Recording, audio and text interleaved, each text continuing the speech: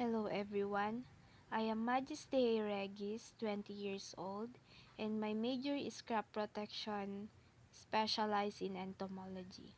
My topic for today is all about the collection of acarines.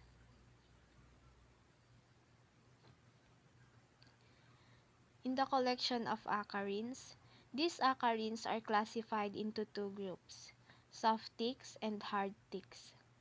One distinguishing characteristic is the body relationship of the mouth parts to the rest of the body. In soft ticks, the mouth parts are completely concealed by the soft body. In hard ticks, they project from the body. Hard ticks also possess hard, shiny shields that in the male cover the back completely but in female do so only partially. The two ticks groups are also called ecologically distinct. Soft hide in the cracks and crevices of houses, animal burrows, and similar areas during daylight hours, emerging at night to feed on host blood and to lay eggs. Hard ticks spend most of their lives on the host animals, and the major portion of that time gorging on the blood. Female hard ticks produce more eggs than their soft-bodied counterparts and usually die following oviposition.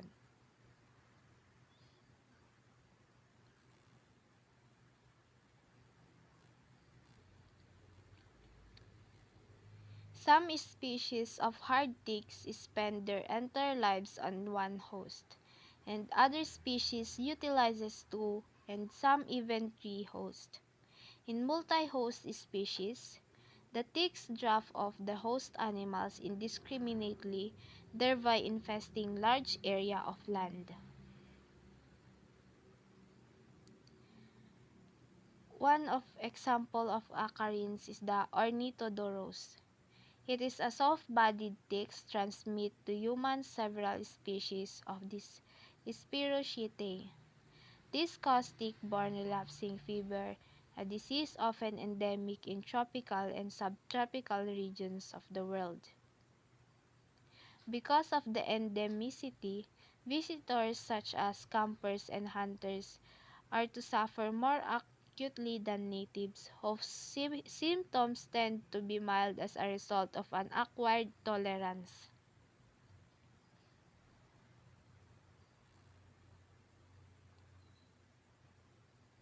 Like most tick-borne diseases, relapsing fever in zoonotic being transmitted from wild rodents and other small mammals to humans.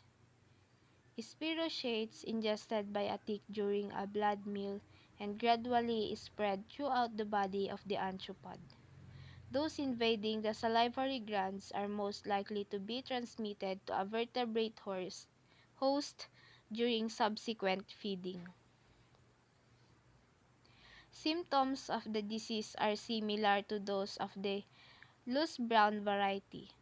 The primary attack, characterized by severe headache and high fever, lasts a few days and if left untreated, is usually followed by several relapses occurring in short intervals.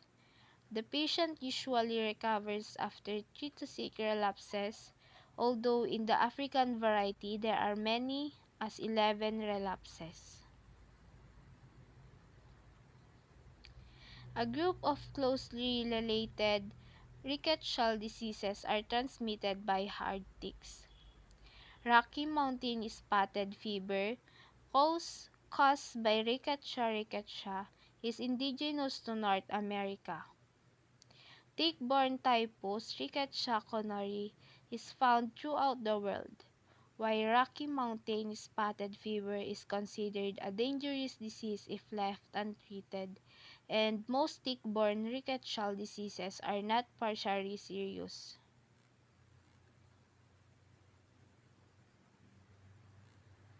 They are usually zoonotic, with humans rarely being sources of the organisms.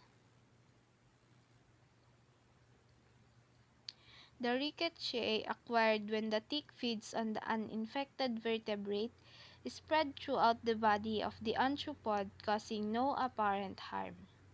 The microorganisms penetrate both the egg cells in the ovaries and the cells of the salivary glands, allowing transmission of the trichocha to progeny as well as to other animals. And numerous wild animals serve as reservoir, while Rickettsia canari is harbored only by canines. Symptoms of rocket mountain spotted are high fever accompanied by chills and headache, and at times a typhus-like stupor. They are followed in 4 to 5 days by the appearance of a rash over the entire body. The disease, sometimes fatal to older patients, is far more pernicious than tick-borne typhus, which is rarely fatal.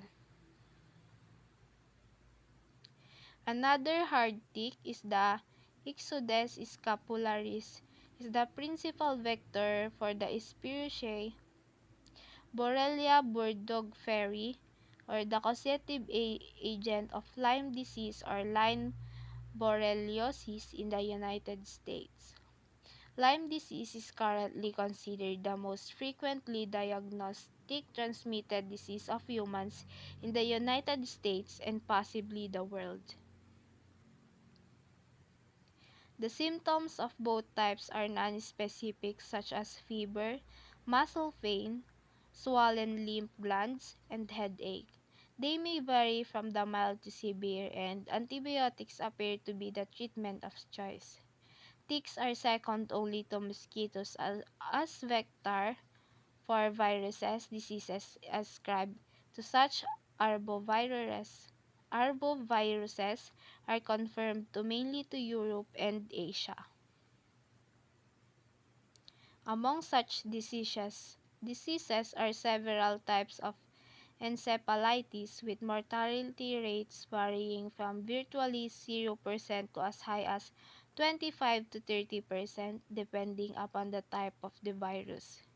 And almost or all are zoonotic, with small mammals and birds serving sylvatic reservoirs, and hard tick serving as the usual vector. And that's all. Thank you.